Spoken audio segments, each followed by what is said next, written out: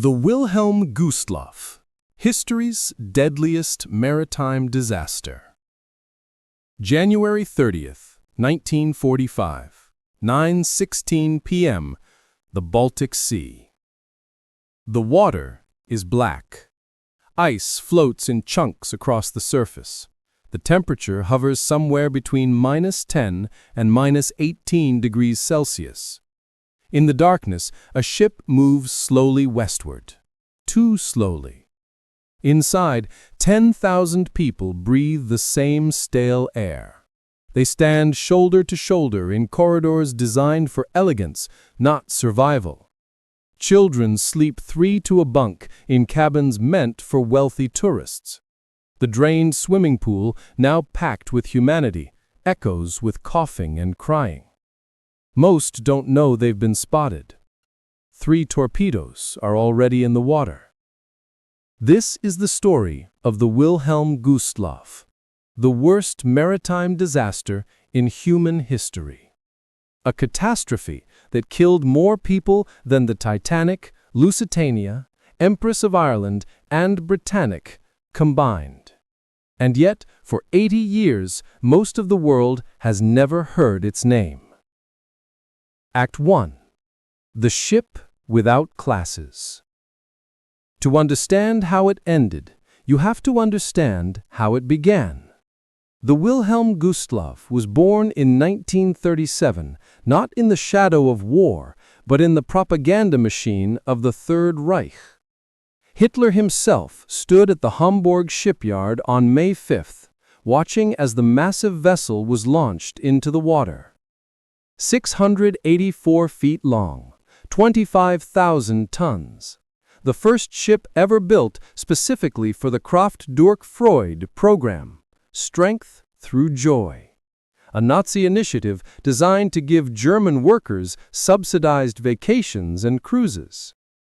The ship was named Wilhelm Gustloff, a Swiss Nazi Party leader who'd been assassinated in 1936. In death, he became a martyr. In steel and luxury, he became a floating monument. But here's what made the Wilhelm Gustloff unique, at least on paper. Every cabin was sized the same. First class didn't exist. The wealthy didn't get bigger rooms or better views. This was Hitler's vision of a classless cruise experience.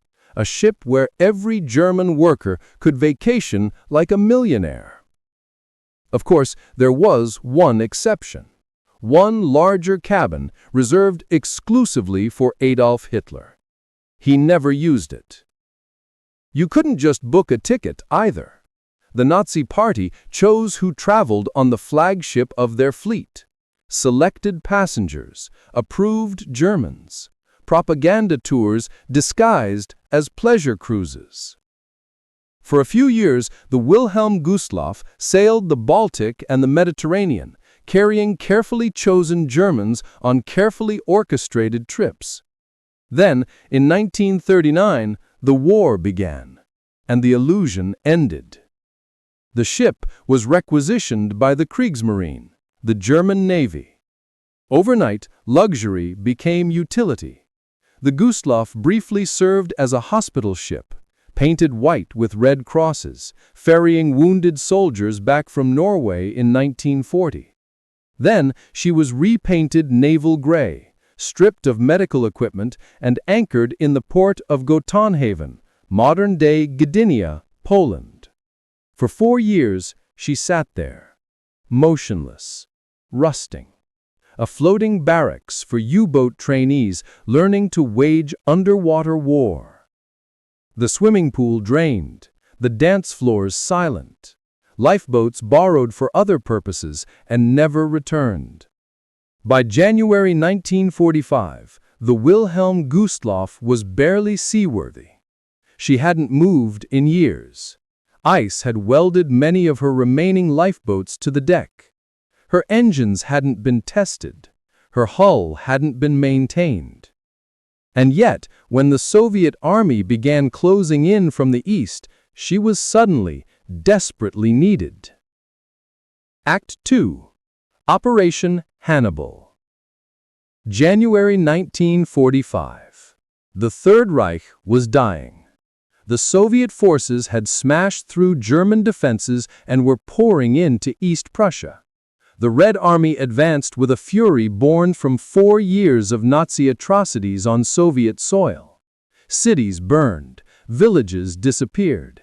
Civilians caught in the path faced a terrifying choice: flee or face the consequences. Stories of rape, murder, and looting spread faster than the armies themselves. Propaganda, yes, but also truth. Revenge was in the air, thick as smoke. Millions of Germans began moving west, on foot, in carts, by train, by any means possible. The problem was geography.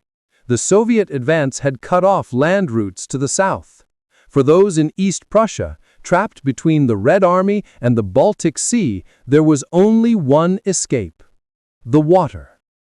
Admiral Karl Donitz, commander of the German Navy, launched Operation Hannibal. It would become the largest sea evacuation in history, dwarfing even Dunkirk. Over the next 4 months, nearly 2 million Germans, soldiers, civilians, Nazi officials, refugees, would be transported westward across the Baltic. Every ship still afloat was pressed into service. Warships, cargo vessels, luxury liners dragged from dock after years of disuse, including the Wilhelm Gustloff. In January, as the Soviet artillery grew louder from the east, the order came down: get the Gustloff ready to sail, load her with evacuees, get as many people out as possible. The port of Gotenhaven became chaos. Thousands of refugees flooded the docks, exhausted, hungry, frozen. They'd walked for days through snow and wind, fleeing the advancing army.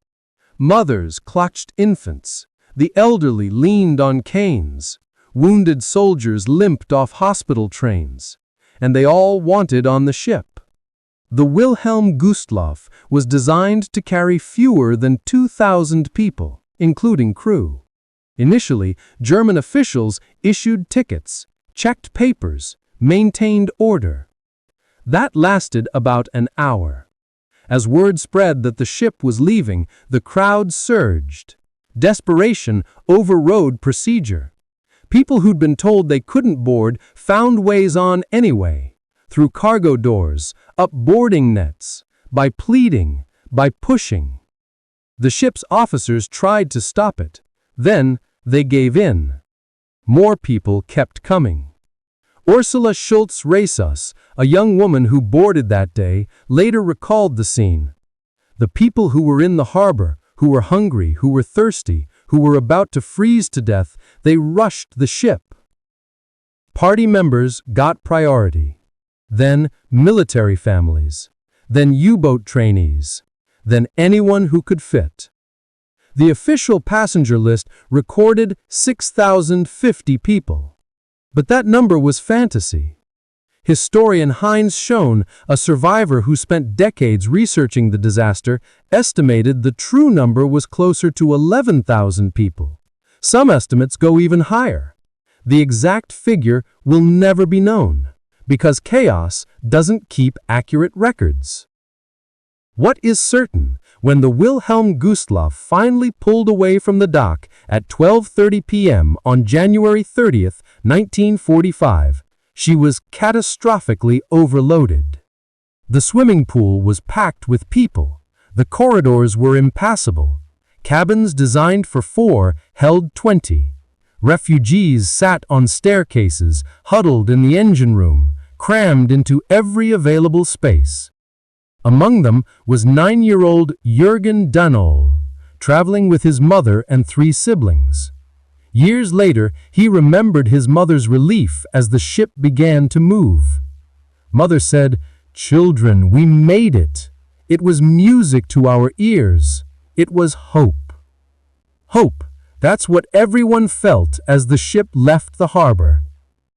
They were wrong. Act 4. Condom Call C. The Wilhelm Gustloff had a problem. Actually, it had 4 problems. 4 captains. Yes, 4, on one ship. There was Friedrich Petersen, the civilian captain, Wilhelm Zahn, a U-boat commander in charge of the U-boat trainees on board, and 2 merchant marine captains. Each believed they had authority. Each had different ideas about how to keep the ship safe. Before they even left the harbor, they were arguing. The most critical argument was about the route. Lieutenant Commander Zahn, the submariner, wanted to stay in shallow water close to the coast, hug the shoreline, make it harder for Soviet submarines to get a firing solution. Captain Petersen disagreed. Shallow water meant mines. Deep water meant speed. He wanted to take the ship into the open Baltic, run at full speed, and get to safety as fast as possible. They argued. Petersen outranked Zahn. Petersen won. The ship turned toward deep water. Then came the second argument. Lights. The Wilhelm Gustloff was sailing in darkness, as wartime protocol demanded. But shortly after departure, radio operators received word that a German minesweeper convoy was approaching from the opposite direction. To avoid collision in the blackout, Petersen made a decision. He ordered the ship's red and green navigation lights turned on. Zahn objected. Lights made them a target, visible for miles. Again, Petersen overruled him. The lights came on. Meanwhile, 25 miles away, Soviet submarine S-13 was hunting. Act 4. The Hunter. Captain Alexander Marinesko was not having a good war. The Soviet submarine commander had been in trouble before he even left port. His mission had been delayed by weeks because Marinesko had spent too much time drinking and visiting brothels while off duty. His superiors considered him unreliable, undisciplined. He was facing possible court-martial. S-13 had left the Finnish port of Hango on January 11th, nearly 3 weeks earlier. Since then, they'd found nothing. No targets, no victories, no redemption. Marinesko needed a win. On the night of January 30th, cruising on the surface of the Baltic, he spotted something in the distance, a large shape, moving slowly, and inexplicably, it was lighted. Navigation lights, glowing red and green against the dark water. He couldn't believe his luck. Marinesko brought his submarine into position, 1,000 yards away, close enough. He ordered 4 torpedoes prepared. Each torpedo was inscribed with the message. Painted on the casings were words like, "For the motherland" and "For the Soviet people." The war had been brutal. The Germans had killed millions of Soviet citizens. Now, in the final months of the conflict, revenge was personal. At 9:16 p.m., the order came. Fire. 4 torpedoes launched, 1 jammed in the tube. 3 found their target. Act 5. 60 minutes. The first torpedo struck the bow. The second hit the swimming pool area, where hundreds of members of the Women's Naval Auxiliary were quartered. The third slammed into the engine room. Jürgen Deneau, the 9-year-old boy, heard a short boom. Then his mother started screaming, "Children, out, out, out! We've hit a mine!" But they hadn't hit a mine. They'd been hit. Panic erupted instantly. The ship listed hard to port within minutes. The lights went out. In the darkness, thousands of people began moving at once, all trying to reach the deck. Staircases became death traps. People fell, others climbed over them. Ursula Schulz-Risas remembered her younger sister clinging to her, saying over and over, "Ulla, we're gonna die! Ulla, we're gonna die!" The Wilhelm Gustloff had lifeboats and rafts designed for 5,060 people. But many of the lifeboats were frozen solid, welded to the deck by ice and neglect. Others had been borrowed years earlier and never replaced. Even if all the lifeboats had been functional, there were at least 10,000 people on board. The math was brutal. The second torpedo had killed most of the crew trained to handle the lifeboats. The engine room was flooding. The ship was going down fast. On deck, chaos gave way to horror. People jumped into the Baltic Sea. The water temperature was somewhere between -10 and -18 degrees Celsius. Survival time in water that cold? Minutes. Some drowned immediately. Others froze to death before help could arrive. Children slipped from their parents' arms. Mothers disappeared beneath the ice. 1 hour. That's how long it took for the Wilhelm Gustloff to sink. Nearby, German vessels heard the distress calls and raced to the scene. The torpedo boat Lova, the minesweeper M387, others. They pulled survivors from the icy water as fast as they could. Robert Herring, an officer on one of the rescue ships, later described the scene. It was a terrible situation. What happened to the Gustloff could also happen to us. But then I said, saving them comes first. We've got to risk it. By the time the ship disappeared beneath the surface, rescue vessels had pulled 1,239 people from the water. More than 9,000 others were gone. 9,000. The exact number will never be known. Some estimates put it as high as 9,400. Heinz Schoen's exhaustive research suggested 9,343. Either way, it was catastrophic. More than the Titanic, which killed 1,500. More than the Lusitania, which killed 1,198. More than the Dona Paz, often cited as the worst peacetime maritime disaster, which killed over 4,000. The Wilhelm Gustloff killed more people in a single sinking than any ship in recorded history. If you're liking my content, please consider subscribing and torpedo that like button for more about history.